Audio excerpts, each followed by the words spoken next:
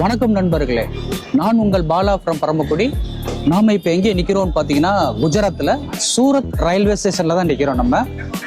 So எல்லா மக்களுக்கும் ஃபேவரட்டாக இருக்கும்னு நினைக்கிறது சூரத்து. ஏன்னா நம்ம எல்லா துணி பர்ச்சேஸ் பண்ணணும் அப்படின்னா நம்ம நினைவுக்கு வர்றது வந்து சூரத்து போயிடணும். ஸோ அது சூரத் ரயில்வே ஸ்டேஷனில் தான் இப்போ நம்ம நிற்கிறோம். நீங்கள் சூரத் ரயில்வே ஸ்டேஷனில் இதில் தான் வந்து இறங்குவீங்க.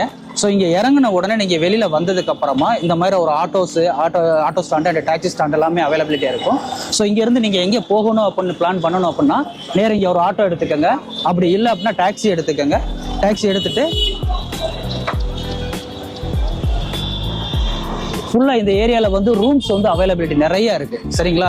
இந்த ரூம்ஸ் அவைலபிலிட்டி நிறைய இருக்குது. இதில் ஏதாவது ரூம்ஸை நீங்கள் வந்து அக்காமடேட் பண்ணிவிட்டு ஸ்டே பண்ணிவிட்டு காலையில் ஃப்ரெஷ்ஷாக எந்திரிச்ச உடனே என்ன செய்யணும் அப்படின்னா, நீங்கள் காலையில் ஃப்ரெஷ்ஷாக எந்திரிச்சிட்டு ஒரு ஆட்டோ பிடிச்சிட்டு நம்ம சவுத் சைட்லேருந்து நீங்கள் வந்திருந்தீங்க அப்படின்னா சவுத் சைட்லேருந்து துணி எடுக்கிறதுக்கு ஒரு இடம் நான் உங்களுக்கு மார்க் பண்ணியிருந்தேன். நம்மளோட ஒரு வீடியோவில் சொல்லியிருந்தேன்.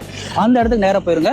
இங்கேருந்து ஒரு ஆளுக்கு ஷேர் ஆட்டோவில் போனீங்கன்னா ஒரு ஆளுக்கு 10 ரூபாய் மட்டும்தான். நீங்கள் இல்லை ஒரு செப்பரேட்டாக ஒரு பல்காக நீங்கள் ஒரு 4-5 பேர் வந்திருக்கீங்க அப்படின்னா ஒரு செப்பரேட் ஆட்டோ எடுங்க.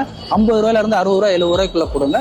ஸோ 100 ரூபா கூட அவங்க சார்ஜ் பண்ண மாட்டாங்க. ஸோ 100 ரூபா கேட்டாங்கன்னா கூட கொடுங்க. ஸோ இது ஒரு பெரிய டிஸ்டன்ஸ் வேறு கிடையாது. ஸோ அங்கே போய்ட்டு அந்த ஏரியாவில் போனால் உங்களுக்கு வந்து நிறைய கடை சவுத் பேஸ்டு மெட்டீரியல்ஸ் நிறைய கிடைக்கும்.